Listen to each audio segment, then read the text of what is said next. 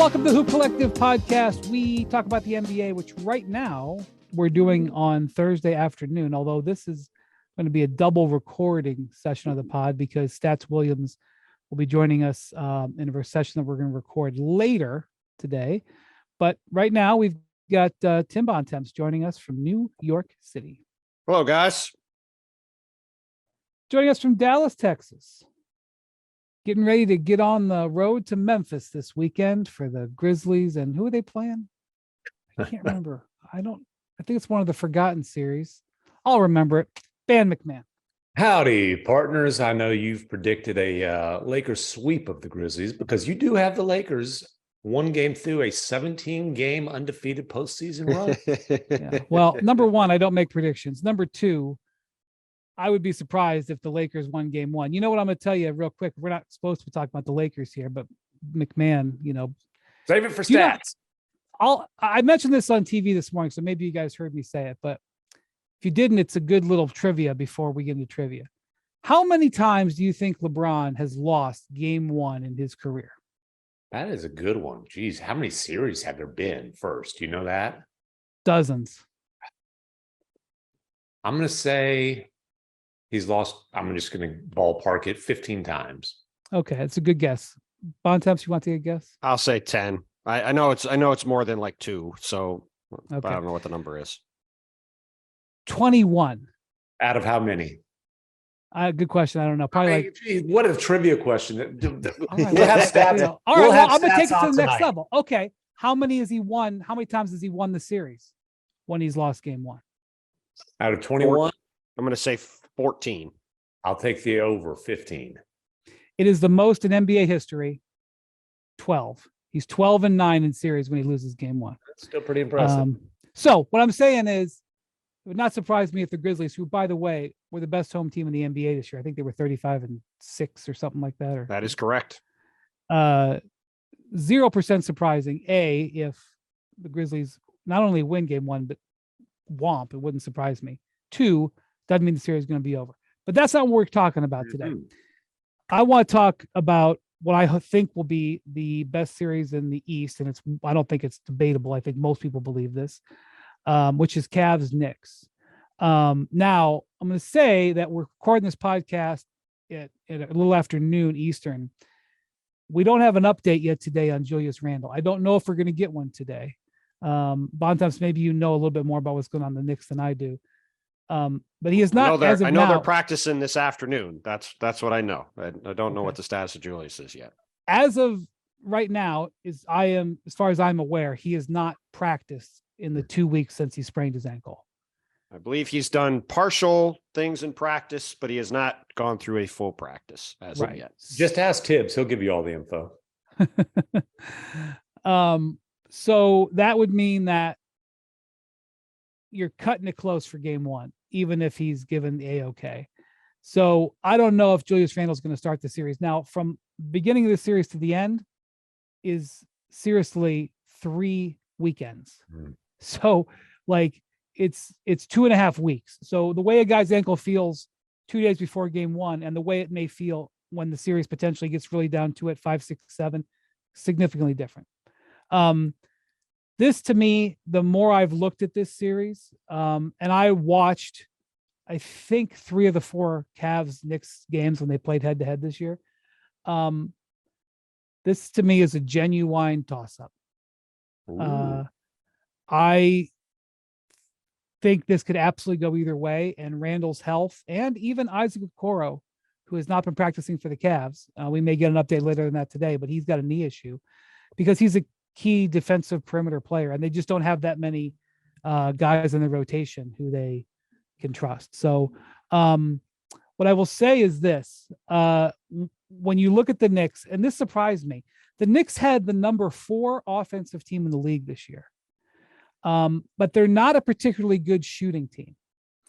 And so when I really looked into kind of why, the Knicks, this is something, if you watch the Knicks at all, they're a really good offensive rebounding team, particularly Mitchell Robinson, who averages 5 offensive rebounds a game. So they get extra possessions. Number 2, they don't turn the ball over. I mean, Jalen Brunson goes through huge stretches with no or very low turnovers. They're one of the lowest turnover teams in the league, and they generate steals. That's all extra possessions. Well, I've seen a playoff game or two, and extra possessions really matter. And the Cavs are susceptible to giving up offensive rebounds. While the Cavs are the number one defensive team in the league, they are in the bottom 10 in rebounding percentage, defensive rebounding percentage. So I think that the Knicks, and the other thing is, and there's a lot going on. I'm not saying this is the only thing that matters. The Knicks front line is not as good as the Cavs. I think if you are ranking the starting units, I think the Cavs have probably some more talent and more firepower, particularly if Julius Randle is out or limited. But the depth is nowhere close. The Knicks depth crushes the Cavs depth. And in the last two times they've played, the Knicks bench has destroyed the Cavs bench, whomped them. In the last game they played like 3 weeks ago, Jalen Brunson had, I think it was a career high, 48 points. But I'm telling you, the reason the game went the Knicks' way and the way it did when they put up 130 was because Emmanuel Quickley and Josh Hart and even Isaiah Hartenstein came in and kicked tail on the Cavs. So, Bontemps, I don't make predictions. I didn't see what our ESPN predictions were to even see where you guys went. I haven't seen them yet, but I think this is going to be real tight and real intense. It could go either way. Yeah, I would agree. I got asked for a show today to say whether teams are going to have a good time or a bad time in a series. And I got asked about the Warriors and Lakers, and I had pretty good answers for those. And then I got to the Knicks. If he does say so himself. Well, the answer, at least in my mind, and the answer on that stuff. Well, more good appearances. My point was I had an answer on the Knicks or the Warriors and the Lakers, and I got to the Knicks and I said my answer is literally I have no idea because I just don't. I really think this. We talk a lot in the playoffs about how there's a toss-up series where you don't know what's going to happen. Where really it's like probably 60-40, and you think it could go either way. This series, I do think, is legitimately, at least for me, about as close to a 50-50 as you can get, because the Cavs probably have, to your point, the better high-end talent. Donovan Mitchell, if you're picking guys, is probably the first pick. I would say is the first pick in the series. But the Knicks probably have 7 or 8 of the top. Who's the second 12. pick? Brunson. I would say Jalen. Yeah, I would say Jalen. Because I had to do this the other day and I didn't prepare, and I think I might have screwed up. Who's the third pick? Either Garland, Mobley. I don't know. Maybe Randall. Shoot, Randall might be all. See, I said Mobley, but Randall really had a great season. Yeah, I mean, Randall's on all NBA ballots. Like Garland's a heck of a player too. Yeah, I mean that's the Jared thing. Allen's a nice player. There's a lot of good players. This should be a fun series. There's a lot of good players, but to your point, if you look at the top 12 guys in the series, if you're picking, there's 4 Cavs in there. There might be 8 Knicks. Right. Like there's a very massive depth advantage. But there's 4 Cavs in the first 6, which usually matters more. Usually. Yeah, I mean, probably in the first 6. It's you might debate a little. And depth in playoff series does matter less. Rotations tend to get tighter. And, if you play 9, you tend to get down to 8, so on and so forth. Yep. But the Josh Hart trade quietly was one of the most impactful deals that we saw around deadline time this year. And you saw, there's the great video of Jalen Brunson, who was getting his number retired at Villanova. And Sam Rose, Leon's son, Jalen's, lifelong best friend / agent, shows him his phone saying, hey, the Knicks pulled off this trade for Josh Hart, and Jalen is just giddy. Obviously they played together at Villanova, all that kind of stuff. Like if you look at numbers with Josh Hart on the floor, by the way, I'll just throw out the Brunson, and Brunson's been banged up a lot. So they've only played 249 minutes. They're plus 17.3 together. Like, and every combination you look at with Josh Hart, look at him with Emmanuel Quickley. They're like plus 13. And by the way, Quickley, I don't know who you guys voted for 6th man of the year. I don't have a vote. I would have voted Quickley. I have a vote. I did vote for Quickley, and you jumped the gun on my stat. So Josh Hart and Emmanuel Quickley together in 568 minutes are plus 13.2 per 100 possessions. And like you said, you go through with Josh Hart, the numbers are good across the board. But in particular, the Knicks have absolutely trucked teams in a significant amount of time when him and Quickly have been on the court together. And I think, to Brian's point, I think the rebounding battle is going to be huge in this series. Mitchell Robinson has a chance to really control the boards. If he can really hit the offensive glass, that's a big thing for the Knicks. And if the Cavs could keep him off of it, that's a big thing for Cleveland. I think whether that Hart and Quickly duo can really wreck things coming off the bench, like you guys both pointed out in the playoffs, depth isn't always as big of a thing, but the Knicks have played really fast. They've taken advantage of their depth this year. Can they do that? And then I really think a lot of the series is going to come down to that matchup at power forward with Julius Randle and Evan Mobley. Mobley's a terrific young player. He's getting a lot better, but if Julius can win that matchup and use his physicality and really attack him, I think that's a big thing that could swing in the Knicks' favor. If Mobley's winning that matchup, though, and Julius is sort of getting in his bag and isolating and doing the stuff that he tends to do when things start to go bad for him, I think that could really swing pretty heavily in Cleveland's direction. So that matchup in particular, I think, is going to be really one to watch as the series goes on between those two guys. More Hoop Collective podcast after this. Oh, you know what that is? It's another sale on Shopify. The moment another business dream becomes a reality, Shopify is the commerce platform revolutionizing millions of businesses worldwide. Shopify simplifies selling online and in person so you can focus on successfully growing your business. It covers every sales channel, from in-person point of sale systems to an all-in-one e-commerce platform. It even lets you sell across social media marketplaces like TikTok, Facebook, and Instagram. Packed with industry-leading tools to ignite your growth, Shopify gives you complete control over your business and your brand without having to learn any new skills in design or code. And thanks to 24/7 help and an extensive business course library, Shopify is there to support your success every step of the way. What's incredible about Shopify is how, no matter how big you want to grow, Shopify is there to empower you with the confidence and control to revolutionize your business and take your business to the next level. Now, it's your turn to get serious about selling and try Shopify today. All possibility powered by Shopify. Sign up for a $1 per month trial period at shopify.com/hoop, all lowercase. Go to shopify.com/hoop to take your business to the next level today. Shopify.com/hoop.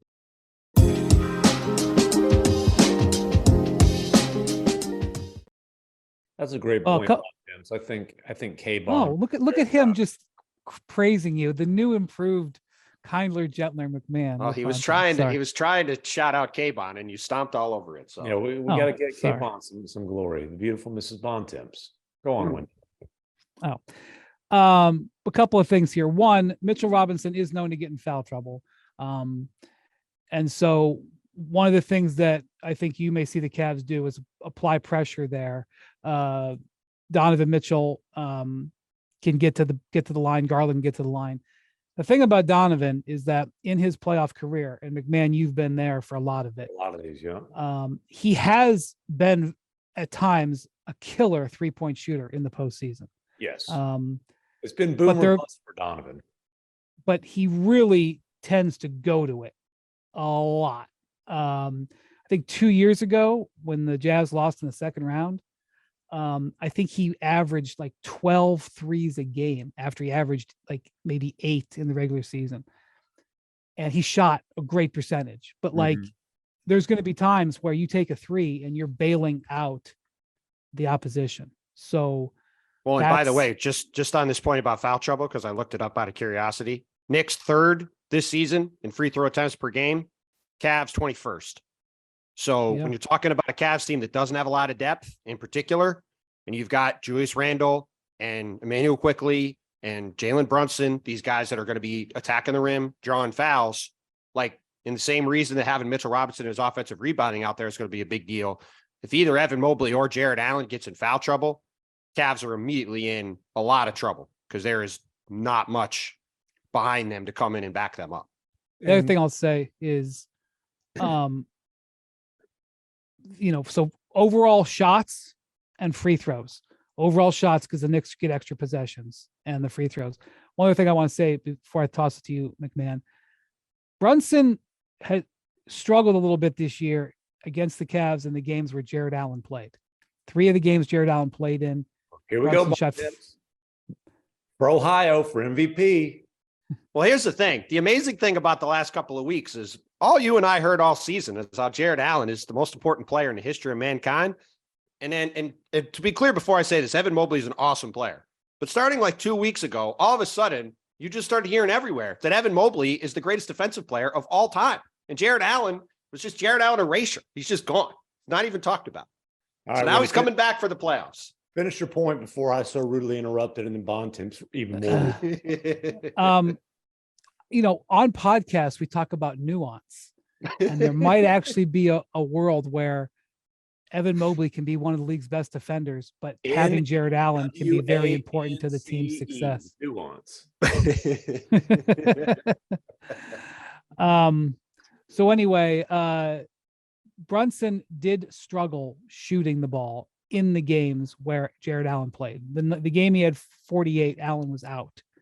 So was Okoro for that matter. So I do think that the Cavs had some success against Brunson this year. Having said that, the Knicks won 3 of the 4, and the only game that the Cavs won was back in October when they hit 23 threes and Kevin Love hit 8 of them. Yep. So Randall's a huge factor, but the Knicks have some reason to believe here. And frankly, the Cavs have very limited playoff experience. Donovan obviously has a ton of it. Rubio has a ton of it, but he has not played well and hasn't been getting a lot of minutes, and I don't think he'll get a lot of minutes. The one X factor that I'll say, although probably the biggest one again, is Randall. Danny Green didn't play at all for this team after they signed him, basically. Mm-hmm. And right at the end of the year, where they were sitting their starters, they played Danny Green a bunch of minutes and he hit a bunch of threes. Now, if you watch him play, it doesn't look like his lateral movement is where he would want it. But I will say that Danny Green, multi-time NBA champion, is sitting down there, known to get sometimes red hot from shooting. I don't know if he'll be in the rotation, but one thing I will point out is that Danny Green is on the Cavs, mm-hmm. and that there could be something happen there. Okay, but McMahon. Yeah, just getting back to Donovan Mitchell. Obviously, this guy's had some unreal playoff performances, multiple 50-point performances. I mean, 2 in the one series against the Nuggets in the bubble. You can't question the cojones. He is a guy who has shown that he can show up on this stage repeatedly. He's also had some bad playoff series, which, when the Jazz were bounced easily in the first round in 5 games his second year, he shot 32% from the floor in that series against the Rockets. Last year against the Mavericks, he averaged 25.5 points, but it was ugly. Yeah. By the way, there's a little Brunson Mitchell history here from last year. For sure. Shot less than 40% from the floor in that series. They went into that series basically saying, hey, we want to limit his looks from 3-point range as much as possible. He got up 8 per game, which for Donovan is a low number. Only shot 21% on those. Dorian Finney-Smith, Donovan talked about it during the series, what a great job Finney-Smith did. I don't know that the Knicks have that kind of long, rangy defender, but they've got guys who I think can at least hold their own defensively against Donovan. And then, also like Donovan kind of was, I'm not going to say he was checked out on the Jazz, but it was pretty clear like that chapter of Jazz history was about to end and Donovan wanted to get the hell out. Okay, but let me just say, they got ahead 1-0. They got ahead 1-0. In Dallas, right? With Worldwide West sitting courtside, baby, right next to Julius Randle. The Knicks show up to bat their eyes at Brunson, and they go up 1-0. Okay, Donovan. but Brunson. I'll say this, the Jazz front office was much more concerned about it at that point than the Mavs front office. Let me just tell you that. And then like Donovan wasn't the primary defender on Brunson, but he ended up matched up with him a lot. And Jalen Brunson absolutely ate his lunch every time. Like Donovan was awful defensively. Brunson did whatever he wanted that whole series, to the point where like people are changing his Wikipedia page to say that he's the Utah Jazz's new owner. 41 and 31 when Luka's out. Right, that's what happened. So real quick, just they win game one. Luka gets hurt. It looks like the Mavericks are cooked. Luka was hurt going into game one. He missed the first 3 games. First game, as you say, the Jazz win. Like, when's Luka coming back? Is Luka coming back? Next game, 41 for Brunson. Next game, 31 for Brunson. Madison up 2-1, and here comes Luka. Right. Okay. Well, and I think to McMahon's point, real quick, I do think one thing to really focus on too in the series is what he pointed out about the Knicks' ability to at least slow down Garland and Mitchell, and the Cavs not really having the same guys to go at quickly. Jalen Brunson, the various perimeter players that the Knicks have. I do think that's a potential advantage in the Knicks' direction. And, there's a lot of, obviously the Cavs had a great defense this year. There was talk all year about how committed Darius Garland and Donovan Mitchell were to kind of executing what JB Bickerstaff did. I think JB did a terrific job with this team this year. Had him on my coach of the year ballot. But that matchup in particular at the top, and whether, who wins that back and forth in terms of the ability to guard the other side, that could have a big swing too, because as it looks on paper, you've got the better talent on the Cavs side, but you've also got the better ability to stop them on the Knicks side. Except for Mobley and Allen can cover up for a lot of flaws for your back. Oh, for no question. That's how their team is built, right? They're built for those guys to clean up messes. But true, but it also is negative spacing because they can't shoot, and the Knicks will take advantage of that by the way they defend them.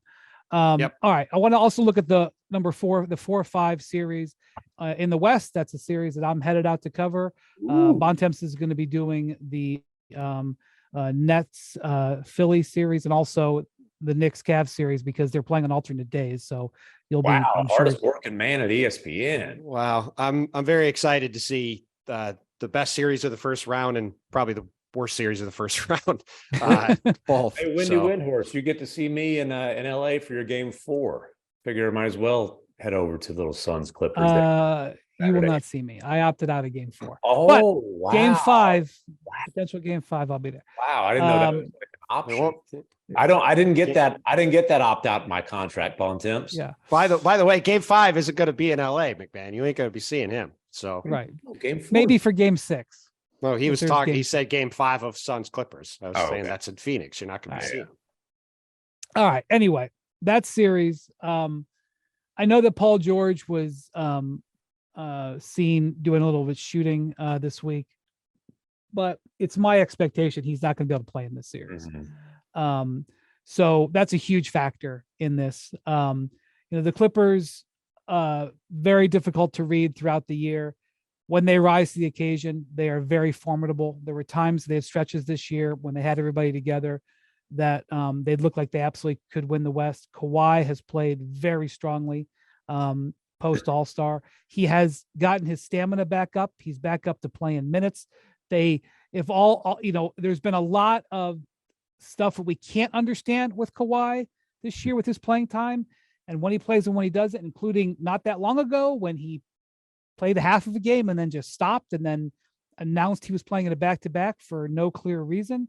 But they have gotten his minutes up and he has delivered in those minutes. And so he is ready to play, I think, big minutes. And he's going to have to because they're going to need not only what he can do as a scorer, but they're going to need his defense.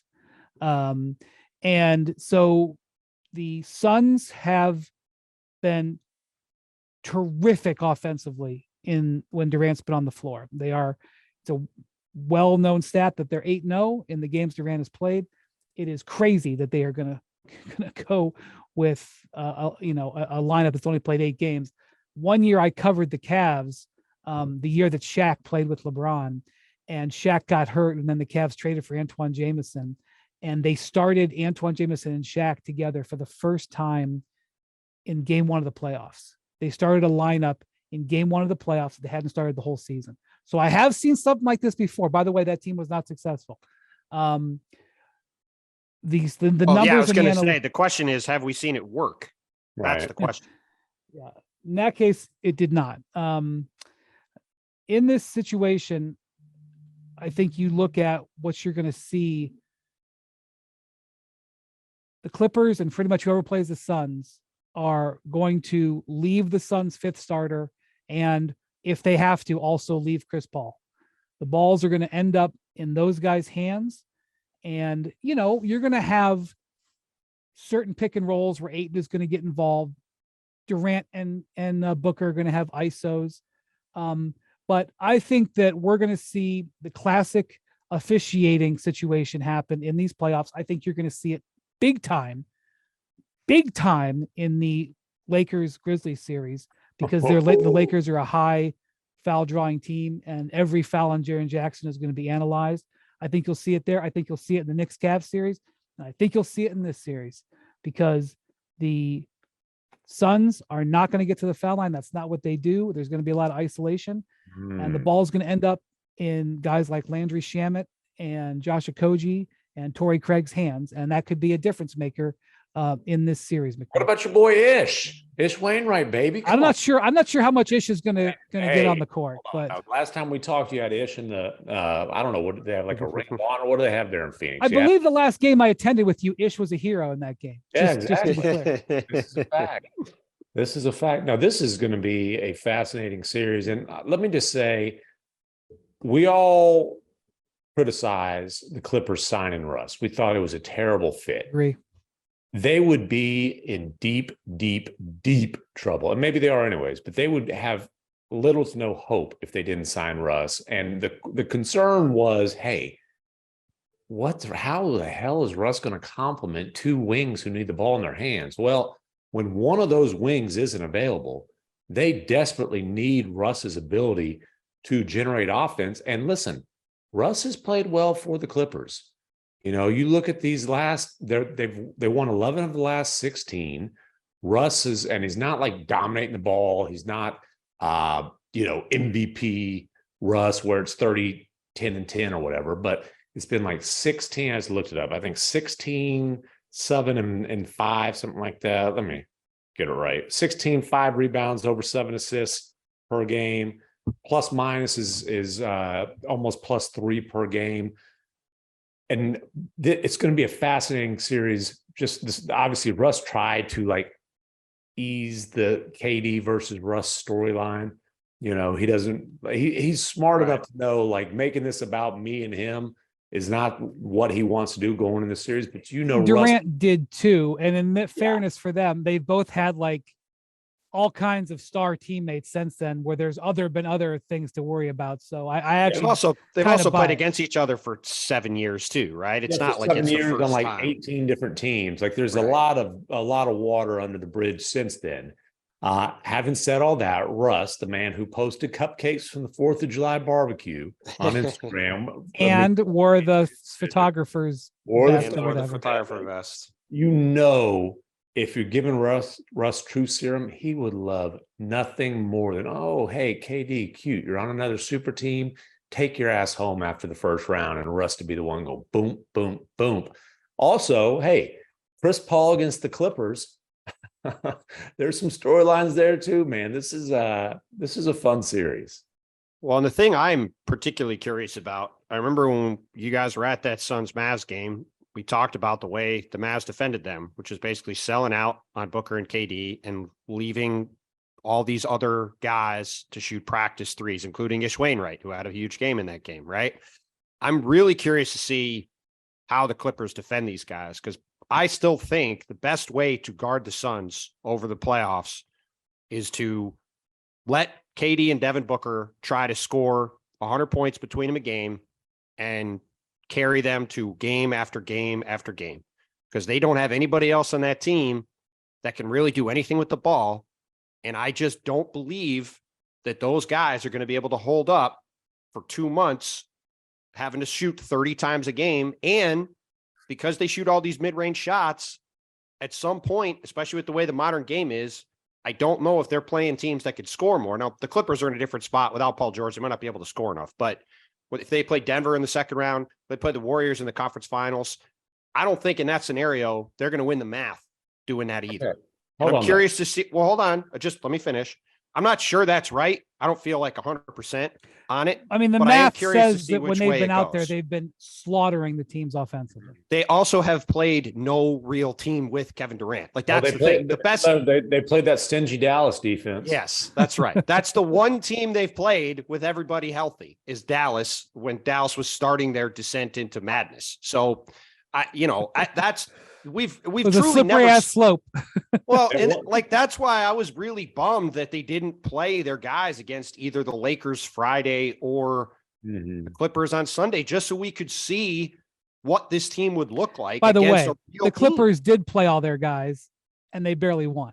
Yeah. So Well, I know that yeah, doesn't matter, but I mean, that happened a lot on Sunday. Let me say this about Bontemps' great defensive master plan here. Can KD and Booker getting back to normal. if they've got to carry things for 4 series? Maybe not. Does that mean that should be the Clippers game? Well, the Clippers ain't trying to wear them out so they'll be tired by the freaking Western Conference Finals. Well, but 4 out of 7 games, and if you're letting fresh KD and fresh Devin Booker combine for 45 or 50 shots, you're going to get your asses kicked. Well, hold on. I'm not saying that you run away from them and let them shoot practice shots. My point is, I think the better game plan against the Suns, because those guys only shoot mid-range shots, basically, even though they're both incredible, is to not give up practice threes to these other guys on the team. Especially when you have Kawhi Leonard and you have some of these other guys who can actually guard Kevin Durant and Devin Booker. It's not like they have nobody to throw at these guys. I would be trying to have those guys shoot the ball as much as possible. Like look at the Celtics Nets series last year. The Celtics are a better team, obviously, deeper team, healthier team. But they basically did that to Kyrie Irving and Kevin Durant. They said, you guys, we're going to make you guys shoot every time. We're not going to give up open threes to everybody else. You guys have to go win these games. The Nets didn't win those games. Those guys wilted down the stretch in those games, and they lost. I'm not saying it's going to be the same exact thing here, but I just think if you're giving all these other guys on Phoenix that aren't very good and aren't going to be able to create their own shot, opportunities to get in rhythm and hit wide open shots, that Dallas game's a great example. If Wish Wainwright's shooting 10 times in a game and they're all with nobody within 20 feet of him, he's got a decent chance of knocking some of them down and starting to feel good and getting in a rhythm. If he's standing there with a guy in his face and he's got to catch it and do something, he's not going to do anything. That Dallas game, Ish had the best shooting night of his career, but their 5th starter was Josh 0 for 8 from 3-point range. So yes, I understand. But if you give 3 or 4 of those guys, it's not going to happen every game. He's not going to go 0 for 8 every game. Right. And if you give all those guys a bunch of those wide open shots, somebody's going to get hot every game. I just don't think Devin Booker and Kevin Durant are going to combine to score 110 points every game. No, only 75. Well, if you have the other guys combined to score 30 or 40, you can win that game. I guess that's where I'm coming from with it. That's true, but let me just say, in the games they've played, they've been killing. They've been killing playing teams that are hurt. Okay. By the way, Bontemps, you notice the color of Wendy's shirt? It's a very Suns color purple to me. or is that Lakers purple?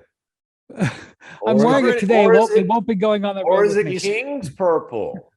He's covering his bases, McMahon. He's covering all of his bases. Okay, so before we move on, 2 things I want to say. One, Ayton has to win the center battle. Ivica Zubac can cause a lot of problems. And frankly, Mason Plumley was a good pickup and he can be very effective. By the way, the Clippers were pretty fortunate that Gobert got into it with Kyle Anderson, because the Clippers had a little thing on Sunday where Bones Highland and Mason Plumlee went forehead to forehead. Listen, totally got no attention. Yeah, Bones. Do you wonder why the Nuggets basically said, "Hey, does anybody have 2 nickels? Because if you do, we'll take them for Bones Highland." Like, dude, you already got dumped by a 1 seed. Don't go to LA and screw things up going to the playoffs. Like, dude, you're going to get a reputation real quick. You already do. Don't make it worse. Yeah, no question. I should also point out that it's not like I'm arguing that this is going to stop the Suns. Like, they have an incredible offensive team. All right, one more thing. Clippers and Norm Fortnite. Powell. said. Yes, Norm that's Powell. exactly what I said. How come nobody talked about Norm Powell for sixth man of the year? Because he was pretty rough for a good stretch of the season and has since played much better. Do you have a ballot? Do I have a ballot? Yeah. Was he on yours? Yeah. Where? Yeah. Where? Third. Okay. Bontemps, was he on yours? He was not on my ballot. All right. They got Anyway, outscored by 4 per 100 when he was on the court this year, and he struggled for a while. He had a really good second half of the year, but I didn't have him in the top tier of candidates. so Norm Powell could be a factor because when the guy comes in and when he's hot, he's a game changer. So, Boy, especially with Paul George out, they need his scoring, and absolutely, he's a guy that could go for 25, and he's played in finals games. He's played in big time playoff games. yeah. So is Eric Gordon too. So yeah. We'll see what happens there. Before we move on, before we go, Bontemps, even though we've got our Trivia Man stats coming on a little later, you think you have a trivia question? And now to present today's trivia question, the whiz of the quiz, Tim Bontemps. I do have a trivia question. I got asked it on Get Up earlier this week, and it was so We have a good. I sponsor wanted for to this bring yet? it back. Not yet, and we should have one. Guys, it's all Courtesy about of- confidence. Let's go. I got this. Courtesy of Hembo, sneaky Hembo question. LeBron is not favored to beat Memphis, underdog in the series, despite the chatter about the series. When is the last time a LeBron team was not favored or was an underdog in a series, not including the finals? So non-final series, because that's easy. Is it back to his first Cleveland stint? Or was it last year? I'm not gonna tell you when So, it was. The only thing is it possible that, and this is not an official guess, but if it's right, Okay. I will take it. Actually, Yeah. screw it. It's an official guess. Yes. What about against the Celtics in 2018 when they didn't have home court advantage and they were a shaky team? That's a great guess. It's not the right answer. All right. Let me. Then I will say he wasn't favored non-finals. Pistons 2007. That is not the answer. I They said were favored- Celtics in they were- 2008 on TV, but it's a sneaky Oh, Hembo that would've question. been which right. means it's Wait, they were sneaky. favored in 21 over the Suns. The Lakers were favored in that series. I knew Okay. that wasn't the answer because So it's I'm a gonna sneaky say- Hembo question. So I am gonna say- Brian's guess, I said it was a great guess for a reason. Yeah, I forgot that Celtics. I forgot that Celtics won. It's going back to, you said Celtics 08. On TV, I said Celtics 08. I was wrong. Brian just said Celtics 2018 Eastern Conference No. Finals. Yeah, and I also that said was a great Pistons. guess. Pistons 07, and you said that's wrong too. Celtics That's in wrong. 10, the last series of his first stint. No, damn it. No, No, they were the number one overall seed in 8, 9, and 10. I will go back to saying Brian's guess in 2018 was a great guess. It just wasn't the right guess. Brian's guessing 2018. Okay, here we go. Wait, 28. who'd they play before the Celtics? There's no beat way the they were. There's no way they were not favored to beat Toronto. That is the answer. Are you serious? Wow. They swept, dude. Toronto. Are you kidding me? That is. Well, shocking. so Can I go I back went and put some money down. Give me a damn time. so to give Hembo credit, who at some point we'll have on the pod to do trivia. When he does sneaky Hembo trivia on Get Up, it's always sneaky. There's always a twist to it. So remember, the Cavs had went 7 games with the Pacers. They only basically won because Nate McMillan sat Victor Oladipo for like 5 minutes with 2 fouls in the first Well, half. there and was they a gave couple. beat There was a Brian. couple of foul calls that went wild, and also LeBron hit a buzzer beater in Game 5. There was a bunch of different things. Well, could've I'm just gone saying either in way. Game 7 alone, they escaped from Game 7 against the Pacers, and that year Toronto had won like 60 some games, and they went in that series. And I did not remember it, but they went in that series as underdogs with that decrepit Cavs team around LeBron, and then LeBron hit that shot over OG, and they it became God, it was an LeBronto again. incredible. Cavs It was an swept- incredible shot. The Cavs had swept them the previous year and beat them. I know, No. I know, Yeah. I know, I know. By the way, that year they beat them in 6. It was 2-2 after 4, and LeBron had one of the great, LeBron James of feet. That's a top 10 LeBron quote. One of my favorite ever, and probably my favorite ever LeBron quote was, at least in playoffs, was when he said that play that David Black grew up. I scratched it. I scratched it was like I mean, I got chills when he said that. A close second was this quote about Toronto, though, in 2016. All right. So it was 2-2 after 4. Cavs won games 5 and 6 relatively easily. And after game 6 in Toronto, LeBron says, I've been in a lot of adverse situations in my career, and this was not one of them. Basically, they got no chance in hell. Okay. There's a reason it was called LeBronto. It was not. It was a repeated story. So anyway, I thought that was a very good Hembo trivia question. Oh, so man, that was a great trivia question. I would never have gotten that. Well, listen. Also, the thing is, DeMar DeRozan's cute little daughter, her vocal cords weren't really developed at that point. So had they been developed fully, that could have been a completely different. You know what about his daughter? That like, if you'd asked me about DeMar's daughter before this screaming thing, I would have known. Do you remember when somebody broke in to DeMar's house in LA during the pandemic, thinking I think they thought it was Kylie Jenner's house. So DeMar must have a nice house. You think? And his daughter was walking through the house and sees an intruder. And I don't even know this story. Wow. I'm 99% sure he may have more than one daughter, and if that's the case, but I think his daughter was 7 when that happened, and so that was 3 years ago. So his daughter looks like she's about 10 now. So I think, I think she screamed, and DeMar became aware of it and came and got the individual out and called the cops, and they made an arrest. But now we know that it's probably a large and very fine estate there in LA. And her scream is a great talent. That is the best tremendous defensive talent. performance in NBA play-in history. To hold a team to 50% from the free throw line is historic dominant defense. It is. I have to say that it set all kinds of records. I'm reading about this. I'm sorry. I just looked up this DeMar thing. The guy did think it was Kylie. Yeah, I was wild. Okay. I somehow didn't ever hear about that. He got into there was a sliding glass door that was left open. Yeah, and he thought it was Kylie. He thought it was Kylie Jenner's house too. That's wild. Never mind. Is that Devin Booker's on and off again flame, or I get all these Jenners confused. I believe Kendall Jenner is the Devin Booker. My bad. That is a definition of a K-Bond question, which she is not here to ask. So. I did meet the very nice Miss Khloe Kardashian during old Lamb-Lam's brief stint in Dallas. She would sit right behind. You probably wouldn't recognize her now. Well, she probably wouldn't recognize me either. We needed K-Bond to watch that Lakers playing game the other night where we had Tristan and Karl Towns playing in that. There's a whole nother K-Bond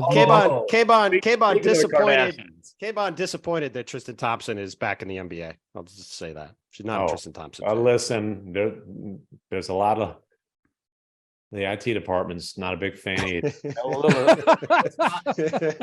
Let's not throw any shots. He's gonna be back. He's gonna be back with us at ESPN soon. I don't know how much longer. Listen, I love Tristan. He's a great guy. All right. The ladies don't like extracurriculars. Yes, I believe that's true. All right. Anyway, we'll be back with you later tonight. We're going to speak with Mr. Williams, and thank you for listening. And we'll be talking to you guys a little bit later. Hopefully I still have a voice. I wish I knew how to say to be continued in Espanol, but I don't. Well, work on that. Go ask the IT department. She does everything else. Okay, we're back. It's 9:00 Eastern on what day is it? Thursday. Everybody's a little bit loopy. Bontemps is wearing his hat backwards. McMahon is feisty. That's a normal occurrence. Yeah. Now joining us from Los Angeles, from ESPN Stats and Information. You guys all know him if you listen to this pod, but you just don't know him, but you know him. He was flying out to LA today because he's helping out the Countdown crew. Helping out the Countdown crew? That's not the right way to describe it. Propping up? Giving them all the info. Come on. Yeah, you're getting him in trouble there, McMahon. Matt Stats Williams. Hello, Stats. What's up? Nothing much. Thank you guys for having me. This is an honor. Pretty cool. Listen, Well, thank you Stats did ask, though. He did ask to be introduced as the man who somehow makes you idiots look smart. Matt Stats Williams. That's what he Definitely asked to not be true. introduced as. Definitely You not idiots, true. not me. I'm just gonna tell you guys right now. Something happened between this afternoon and now, and McMahon is feisty. So I don't know what's gonna happen. Just Well, FYI. We're gonna have some fun with Stats, who's the hardest working guy in our whole group. So it's good to have him on to give us some facts. So Stats, real quick, kind of give us a breakdown as to what your average day is like, and what shows that you work with, and what in like during the show, like just around countdown. Tell us how your evening is around countdown, so people can get. Yeah, tell us how your day's going to be today. Yeah. So today, I would say, like, obviously outside of traveling. When we say is a today, lot we of- mean Friday. Friday. Friday. So we have our quadruple header on Saturday. So Friday will be a lot of prep ahead of that. Basically doing player notes for all the games, give Greeny something to say for bumps, things like that.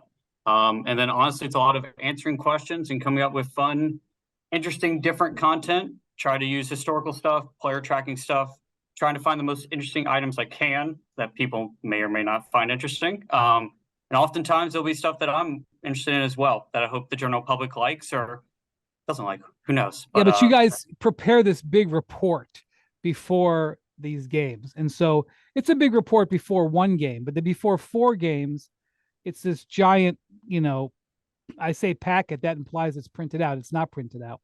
It's all digital, but that's just and it's not just used by the countdown crew. It's also used by the broadcast crew, Van Gundy and Breen and Mark Jackson and all the other folks like that.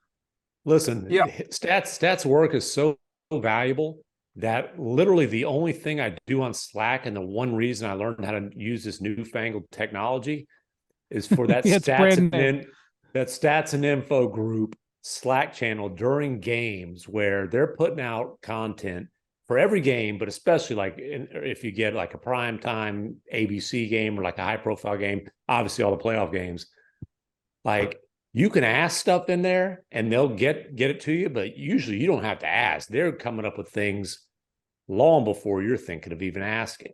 We should put this during the finals. We should put the Slack. I mean, we won't. I don't actually mean this, but it would be. I mean, we have like all these quadruple casts, and we've got like there where everybody's brainstorming of ninth screen.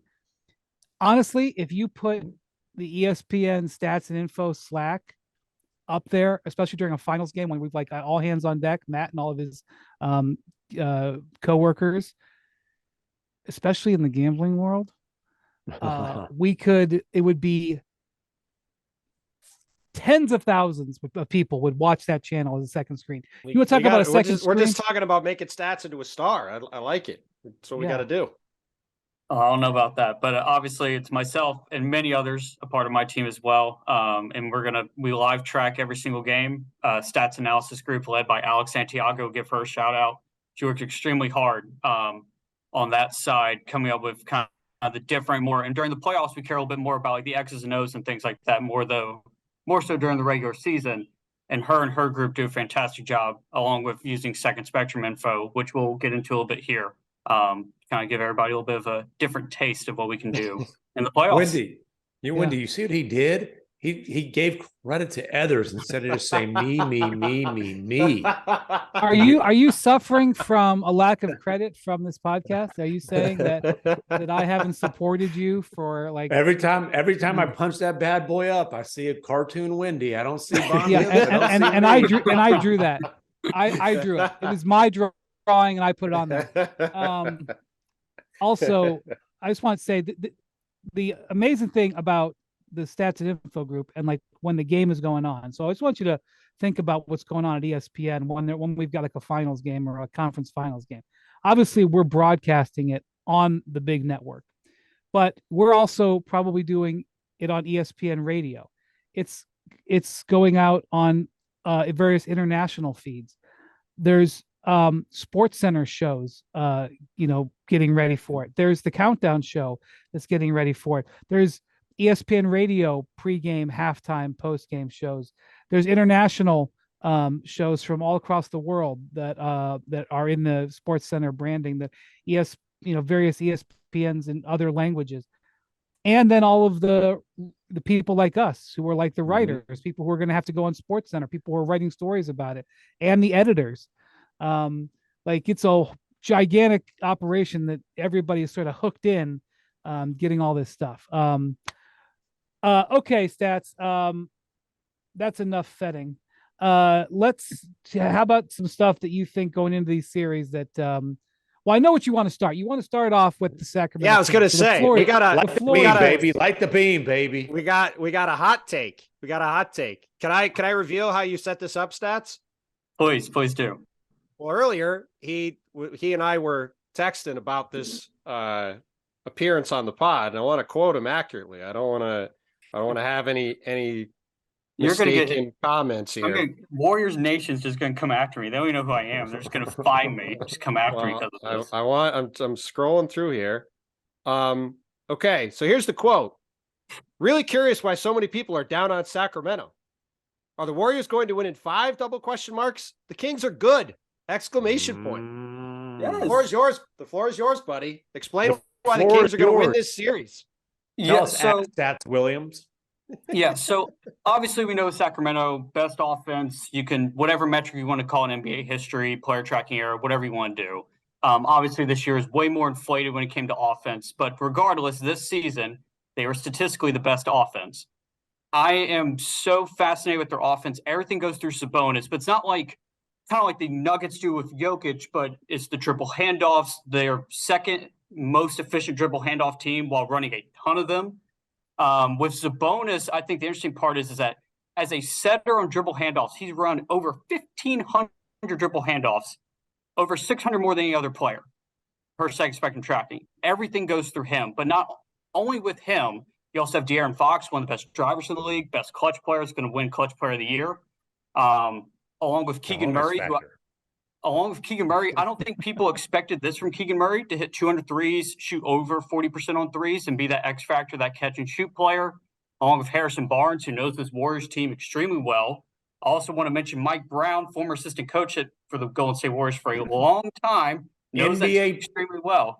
NBA champion Harrison Barnes. Give the man his respect. Yes. Multi-time NBA champion Mike Brown. I believe multi-time. Yes. And then also mention Kevin Huerter Jr. or Kevin Huerter. With Kevin Huerter, I think his ability to come off the dribble handoffs, that Sabonis Huerter action is one of the most efficient in the league.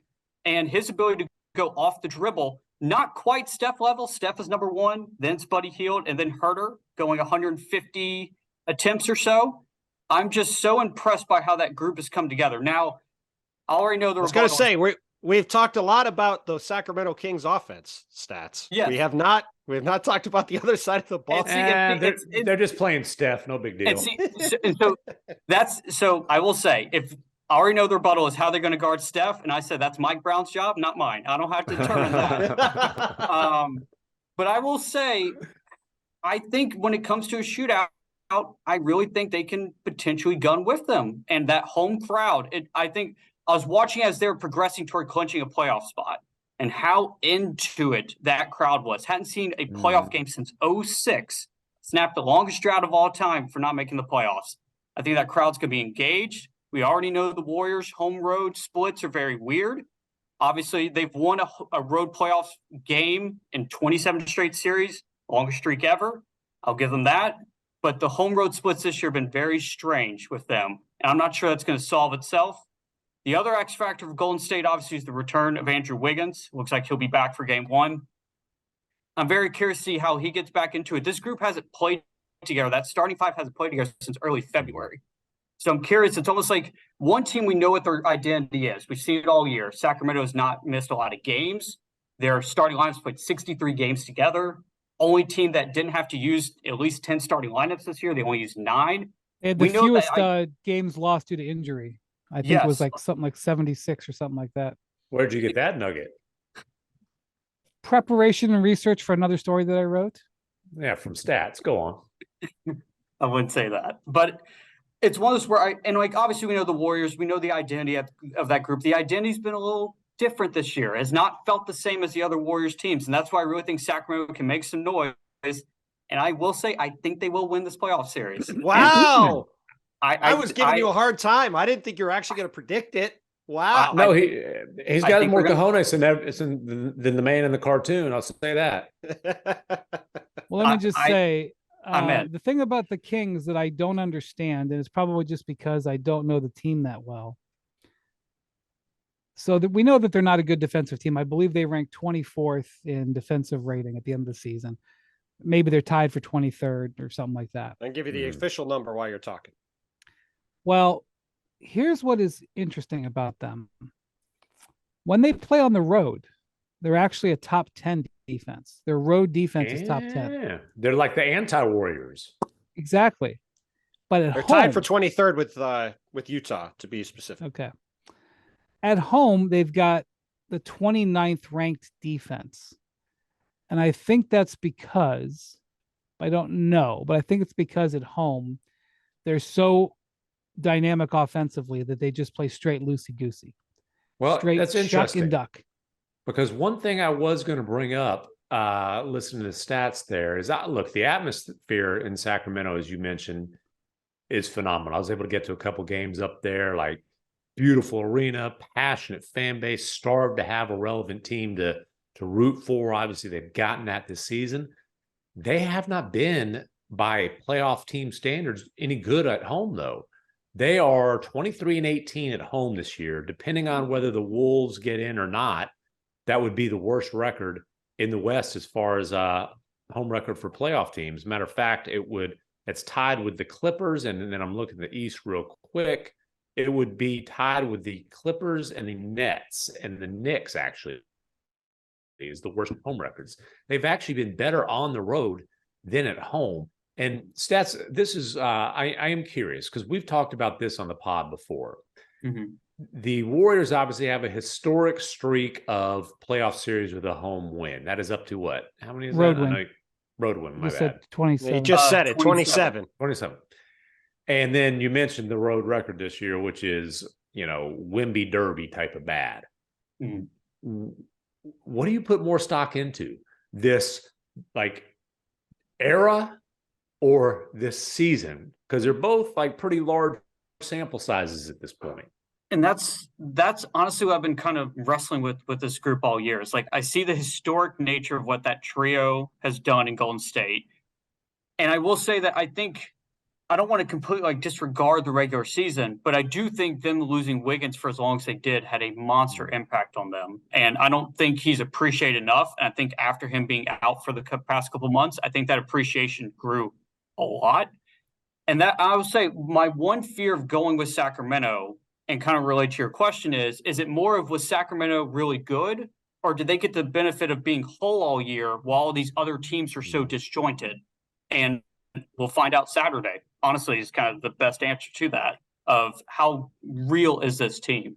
And I'm drinking the Kool-Aid. I'm all in, but I can see where people are coming from, where it's the only reason they're ahead of the Lakers and the Warriors and the Clippers is and the Suns is because those teams were beat up all year. And I think that's a very fair thing to say. But at the same time, I was very impressed with what they've put together this year. And even still, I think this is great for that group to carry over. Even if they lose in 6 or 7 in the series, it'll be great for them to carry that into the future. And I still think what Monty McNair did, making that trade, is very risky. We all went after it, but I didn't. Oh, stop! But getting Sabonis works for that group. And I will say the one thing I am very curious too of how Davion Mitchell will do. How many minutes will Davion Mitchell play? How much will he be put into it? How much will he guard Steph? I think that he could be a very big X factor in this because he's not the offensive guy. He's not a good 3-point shooter. That's not his game. But defensive wise, could be a huge X factor in trying to limit Steph. I will say limit, not stop. Steph shot 58% against the Kings in the regular season this year. Well, I am fascinated by these home road splits. I did not realize this. I just looked them up while we were talking. So Sacramento at home was had an offensive rating of 121.6. I'm not as much of an idiot as you think. I don't. No one said you were an idiot, pal. Yeah, because stats props you up. That's right. And on defense, they're tied for 28th with the Spurs, 118.2 points per possession, per 100 possessions. Yeah. So my point is that like the Warriors' Achilles heel is their road play. They may not be playing a team that's as potent at home. Let me give you some credit and lay out the stats. So on the road, Sacramento has the second best offense, well behind Philly, ironically, tied with Boston, 115.7 points per 100 possessions. So six points per 100 worse, but their defense is 8th best, 113.8 points per 100 possessions, five points better. So you know what that tells me? That tells me that the Kings are not going to the shotgun willies around the league. It tells me that when they're at home, they're so comfortable playing offense that they ain't even worried about defense. That's what it tells me. All right, Stats, what else do you got for us on other series? Yeah, so I think another interesting series, I do think Sixers will dominate, but I think the defensive coverage by the Nets against Joel Embiid will be very interesting. That's what I want to get your guys' opinion on. So back in February 11th meeting, he got double teamed 7 times on post-ups by the Nets. It was his most in any game all year. But his ability to pass out of double teams this year has been significantly better. But if you're the Brooklyn Nets, what would be the way you would try to stop Joel Embiid? And would you go all in on him and just risk the other guys going off? How would you try to limit Joel Embiid? I would definitely go all in on him. And Nick Claxton I like him a lot. He's obviously super athletic, nice shot blocker, great finisher. You can't be that light in the ass and have any hope of guarding Joel Embiid one-on-one. I mean, it's just a simple fact. Like, Joel Embiid, I mean, he'll use him as a Q-tip. Are you kidding me? If I was the Nets and I was trying to find a way to win this series, I think there's 2 things I would try to do. One is I think McMahon is right in that sometimes I think it would be smart to throw some doubles at him. I also wouldn't necessarily mind letting Joel try to go after it for a while earlier in the game and then maybe try to rush him with some doubles late. The other thing is at the other end of the court, they just got to shoot like 63s a game. Like to me, the only way they've got a chance is to just try to win the numbers game to a dramatic degree. Cause I wouldn't let these other guys on Philly get comfortable and start making threes. Cause then I think you're just totally cooked.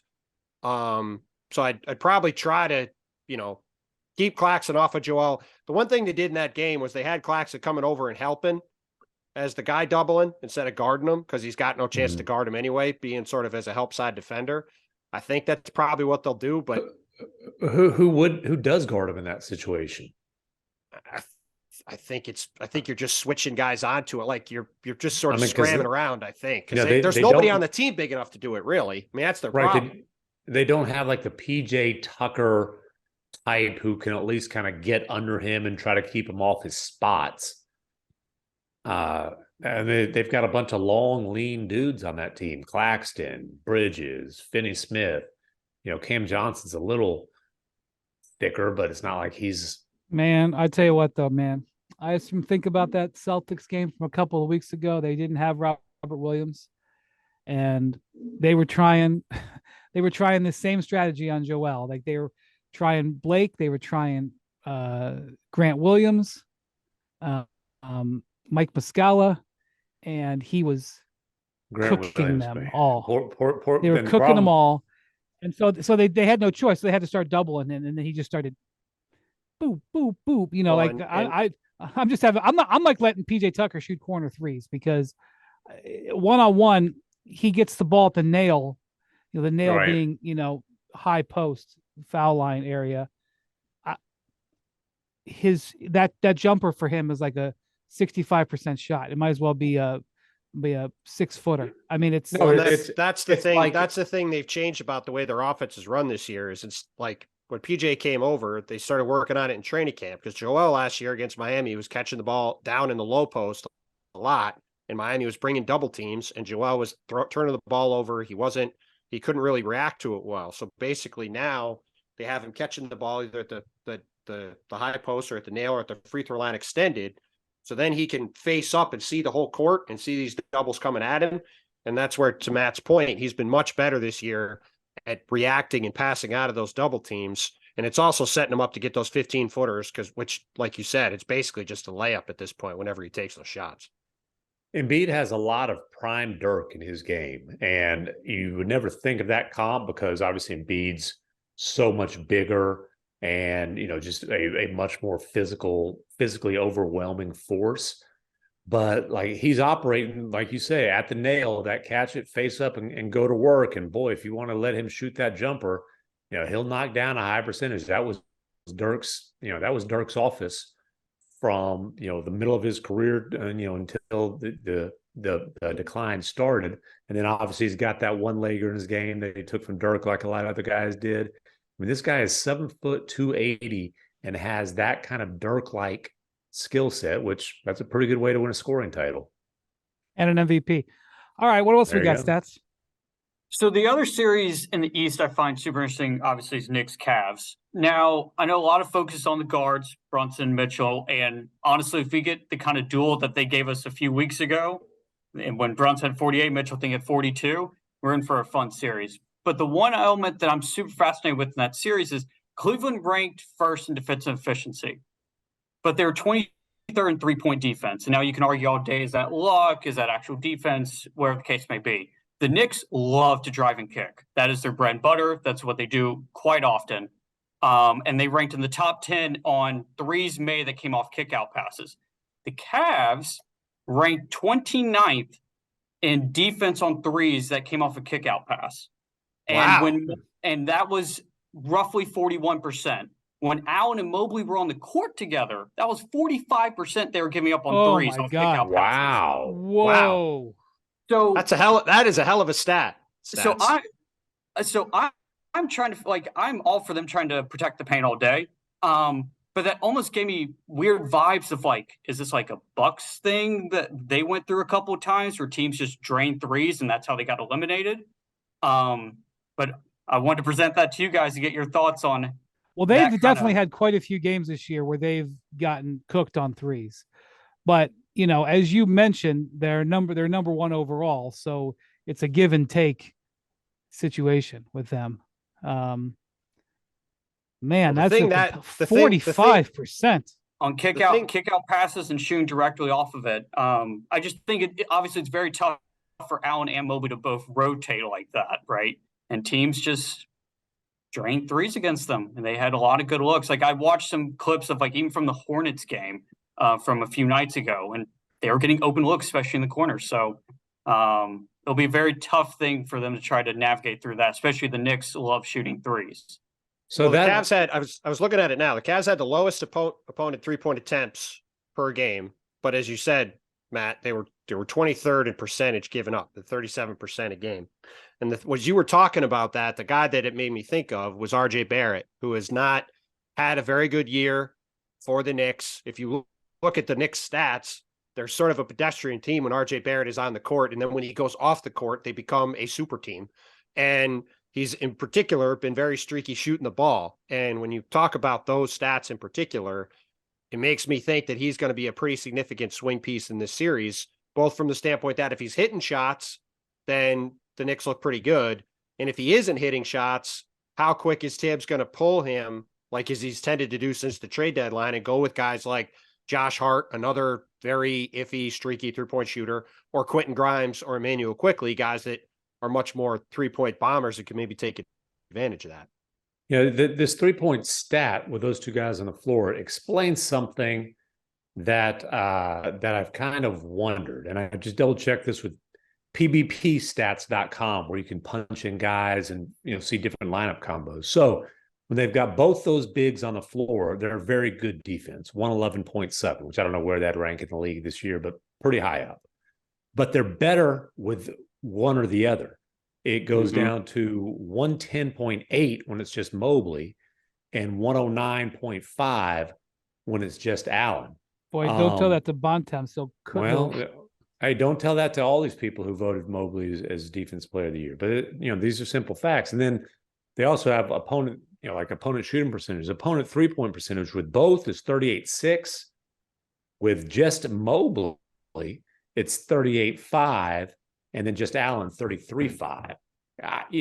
Like you said, there's a lot of noise in all those kind of numbers. There's a lot of noise, but the fact they've had so many threes splashed on them, drive and kick with both bigs on the floor, that's a pretty good explanation. And look, like Mobley, his whole life has been a rim protector. And so when you're playing the four, especially in today's NBA, like you got to kind of play against your instincts some, as a guy who's probably cleaned up things at the rim for his entire life and realized, like, hey, those corner threes can give you a lot of trouble too. Yeah, and I think it's one of those things too, where obviously I bring that up, and then Darius Garland, Donovan Mitchell, who are great pull-up shooters, each hit 5 pull-up threes. It's like, okay, never mind. Well, that was a good thought, but that's going to happen when you have Donovan Mitchell. That will happen. that's how it is. All right, you got anything else for us? Yeah, so the one thing in the West, obviously Lakers Grizzlies being talked about a lot. Can't imagine that. Is it? Wait till I get to Memphis, baby. It's by the way, today was a fun day at ESPN because we spent more time talking about Zion's pregame dunk than we did about the game where the Thunder had this coming out performance. Well, that'll be the last we talk or we see Zion for a while at least. But go on, Stats. All right, sorry, Stats. Sorry, I interrupted you. So obviously there's a lot to break down that series. I think the one thing I've been curious about is the defense against Ja Morant from the Lakers.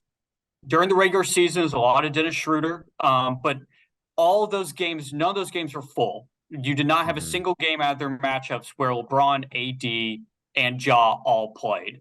But when looking at Schroeder, actually, like, the numbers were okay-ish. Like, they were good, but it's one of those where it's a 3-game sample size. How much do you take from that? But I was curious, like, if you guys were the Lakers trying to game plan against Ja, obviously you have the option of just trying to basically go under screens, dare him to shoot threes. It's obviously one option. I thought another good idea was potentially Jared Vanderbilt, giving that some run. But the other kind of issue there too is that Lakers-Grizzlies series, that the Grizzlies love to get out in transition.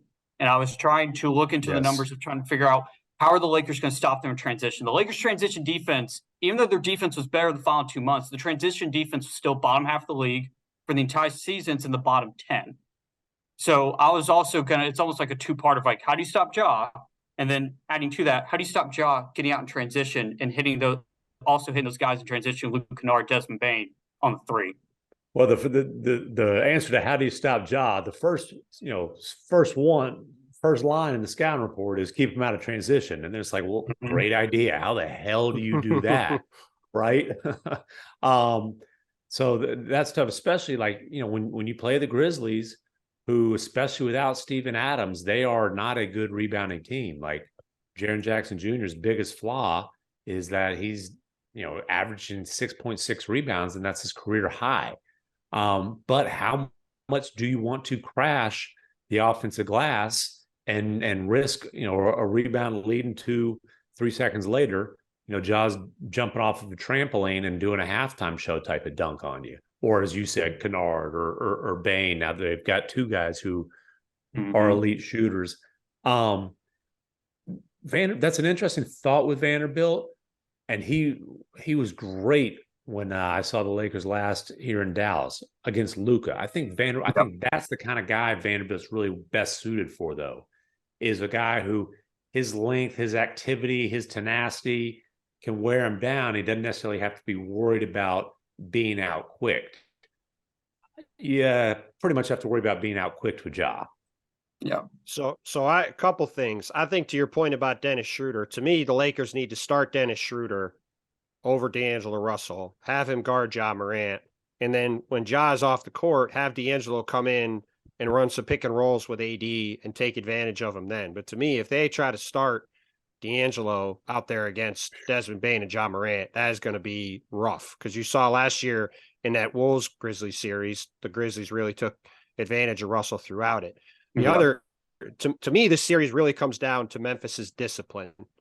That's discipline from Dylan Brooks offensively and fouling, and it's Jaren Jackson Jr. fouling. In the 3 games these teams played this year, Jaren Jackson Jr. had 15 fouls in 96 minutes. He has to stay out of foul trouble.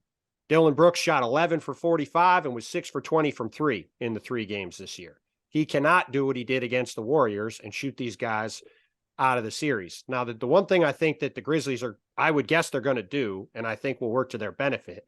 We saw in that Wolves game, Jared Vanderbilt is a really nice player. He's a terrific defensive player. He's basically 0 on offense. And I think what I would guess the Grizzlies are going to try to do is start Xavier Tillman, who's a pretty good defensive big, and have him guard AD and try to avoid the minutes of having Jaren Jackson Jr. be on him and limit him for foul trouble. Have him guard Jared Vanderbilt and just roam around. I was going to have him guard. Right. Have him guard him and help. And the other thing I think is a really big factor in this series, people look at the break the Lakers are getting at the beginning. They get the 4 days off till game 1, and then the couple days off till game 2, and the couple days off till game 3. Game 3 to game 7 is every other day the rest of the way. And that is a real... It's going to be rough travel if it goes long for McMahon. And it's also going to, I think, really I don't have wear that first on class clause, but I'll be all right. It's also going to, I think, really wear on the Lakers as that series goes along. You saw how tired LeBron was at the end of that Wolves game. And I think, to me, it's imperative the Lakers are up 2-1 if they want to win this series after game 3, because I could definitely see them wearing down as this series goes along. If they're down 2-1, it starts going every other game. I think they're going to be in a lot of trouble. So real quick, back to Ja. I do want to point out real quick, Pat Bev was a pest against Ja in that first round playoff series last year. So it's a good thing that the Lakers traded for Pat Bev before this season. And wait a second. Wait a second. They dumped old Pat Bev at the trade deadline. He might have been handy in this series. Well, if Dennis Schroeder plays anything like he did against the Wolves, it was one of his best games I've seen him play. That will be a significant help, but that's a pretty big if. So I will say this, the Lakers do play pretty fast. They're in the top 5 in the league in pace. So when you say against the Grizzlies, slow it down, that's a common strategy point against them. That takes the Lakers away from a weapon of theirs. And part of it is that they're not a great offensive team. Back in the bubble, when they won the title and they had great shooting going on, they didn't have to play fast because they were able to get half court offense generated. So if the Lakers slow it down, theoretically, it does take away from their offense, which is probably going to be their problem spot. They're going to need some of these guys who are streaky, like Malik Beasley, like D'Angelo Russell, to get going. But I did not realize that about games 3 through 7. It's a 4-hour flight if you can get a nonstop, which you pretty much can't. As someone who's had to fly into Memphis numerous times in his life, being from Mississippi, best of luck with that.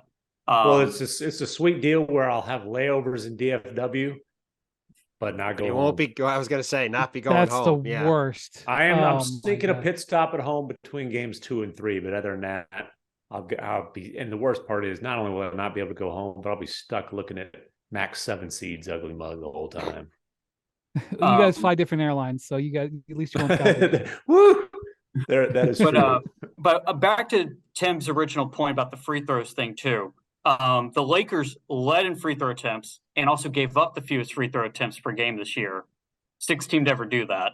Oh man!